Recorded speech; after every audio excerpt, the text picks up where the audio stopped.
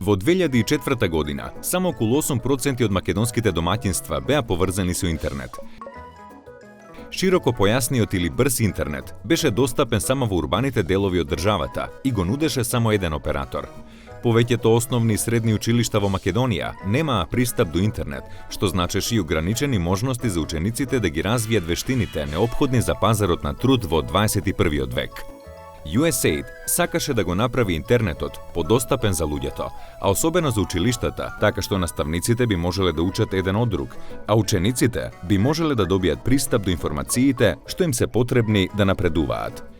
USAID донесе конкуренција на пазарот за телекомуникации преку избор на интернет провајдер, кој понуди да обезбеди пристап до брз интернет до секое катче на државата преку воведување на нова технологија.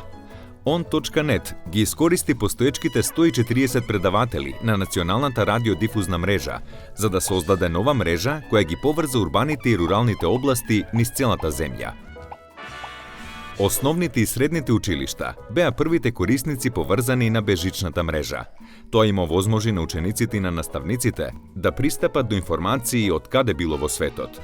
Понатаму, USAID поврза дополнителни 100 локации, вклучувајќи ги сите универзитети, ученичките и студентските домови, подрачните канцеларии на Бирото за развој на образованието и некои невладени организации.